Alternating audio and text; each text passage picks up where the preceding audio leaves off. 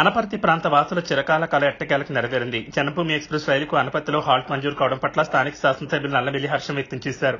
ఈ సందర్భంగా ఆయన మాట్లాడుతూ అనపర్తి ప్రజల చిరకాల వాంఛైన జన్మభూమి ఎక్స్ప్రెస్ హాల్ట్ ను మంజూరు చేసినందుకు రైల్వే శాఖకు మా ప్రాంత ప్రజల తరఫున ప్రత్యేక కృతజ్ఞతలు తెలియజేస్తున్నానని అన్నారు.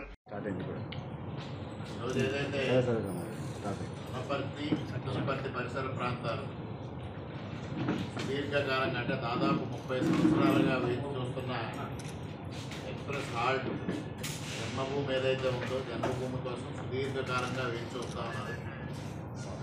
అది ఇవాళ ఎంపీ పురంధరేశ్వరి గారి సహకారంతో ఇవాళ దాన్ని సాకారం చేసుకోవడం జరిగింది. ముఖ్యంగా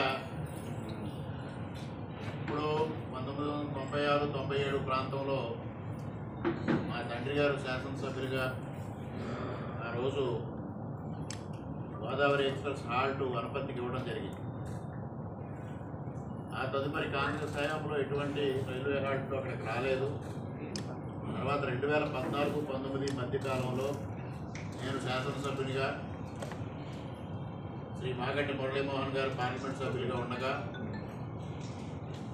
ఇక్కడ వ్యాపారస్తులు ప్రజలు కోరిక మేరకు రత్నాచల్ జన్మభూమి 2 హాల్ట్ల కోసం ప్రయత్నం చేయడం, రత్నాచల్ ఆ రోజు సక్సెస్ కావడం, జన్మభూమి కోసం కూడా ప్రయత్నం ఎంపీ గారు ఆ రోజు కొనసాగించడం, దానికన్నా ముందుగా అవకాశం వచ్చిన పరిస్థితుల్లో శేషాద్రి కూడా హాల్ట్ తీసుకోవడం జరిగింది.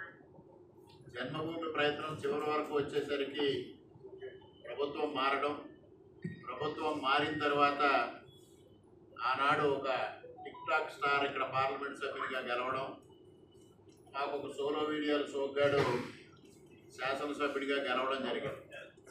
ఏ వారం చూసినా వాళ్ళు సోషల్ మీడియాలో వచ్చే వారం నుంచి అనపర్తిలో జన్మభూమి హాల్ట్ వస్తుందని ప్రకటనలు ఇచ్చేవారు. అది ఒక సోషల్ మీడియా కళగా మాత్రమే మిగిలిపోయింది తప్పించి 5 సంవత్సరాలు ఎక్కడా సాకారం కాల. 2024 ఎన్నికల సందర్భంగా పార్లమెంట్ అభ్యర్థిగా పోటీ చేసిన శ్రీమతి పురంధరేశ్వరి గారు, శాసనసభకు పోటీ చేస్తున్న నేను ఇద్దరం కలిసి ఒక స్పష్టమైన హామీ ఆ రోజు ఇవ్వడం జరిగింది.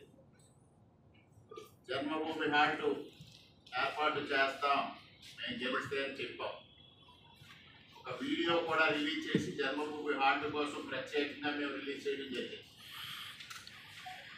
ఎన్నికలై మేమిద్దరం గెలిచిన వెంటనే నెల నుంచి ఆ ప్రయత్నం మొదలుపెట్టాం. ఇక్కడ డిఆర్ఎం స్థాయిలో జనరల్ మేనేజర్ స్థాయిలో ప్రతిపాదనలు ఇచ్చాం. జూలై నెలలో గౌరవ రైల్వే శాఖ మంత్రి ఎస్వి వైష్ణవ్ గారిని ఢిల్లీలో పార్లమెంటు భవనంలో మేమిద్దరం స్వయంగా కలిసి వారికి రిక్వెస్ట్ చేయడం, వారు కూడా సానుకూలంగా స్పందించడం, నిన్నటి రోజున ఉత్తర్వులు ఇవ్వడం కూడా జరిగింది. అనపర్తిలో జన్మభూమిని హాల్ట్ ఇస్తూ ఉత్తర్వులు ఇచ్చారు. ఏ రోజు నుంచి ఇక్కడ ఆగుతుంది అనే ప్రారంభ తేదీ తొందరలోనే వెలువరిస్తామని కూడా ఉత్తర్వులు స్పష్టంగా పేర్కోవడం జరిగింది. అటు ఎస్వి వైష్ణవ్ గారు పురంధరేశ్వరి గారికి స్వయంగా ఒక లేఖ రాశారు. అదేవిధంగా జనరల్ మేనేజర్ గారు అఫీషియల్గా ఒక లెటర్ రిలీజ్ చేయడం కూడా జరిగింది. ఇది అనపర్తి ప్రాంతం అంటే అనపర్తి, బిక్కమూరు, పెదపూడి మండలాలకే కాకుండా పక్కనున్న రామచంద్రాపురం, మండపేట ప్రాంతానికి కూడా చాలా ప్రయోజనకరం. ముఖ్యంగా మా ప్రాంతంలో ఎవరైతే ఫైనాన్స్ వ్యాపారస్తులు ఉన్నారో ఈ ఫైనాన్స్ వ్యాపారస్తులందరూ దాదాపుగా వందల సంఖ్యలో రోజు విశాఖపట్నం, విజయవాడ ప్రయాణం చేస్తూ ఉంటారు. ఉదయం శేషాద్రి విశాఖపట్నం వెళ్ళిన తర్వాత మరలా సాయంత్రం వరకు ట్రైన్ లేని పరిస్థితిలో జన్మభూమి హాల్ట్ కావాలని సుదీర్ఘకాలంగా అక్కడ వేచి చూడడం జరుగుతాం. అది ఈరోజు కేంద్ర ప్రభుత్వ సహకారంతో పురంధరేశ్వరి గారి సంపూర్ణ సహకారంతో అది సాకారం అయినందువల్ల నిన్నటి రోజు నుంచి మా ప్రాంత ప్రజానీకం అందరూ హర్షాతిరేకాలు వ్యక్తం చేస్తూ ఉన్నారు.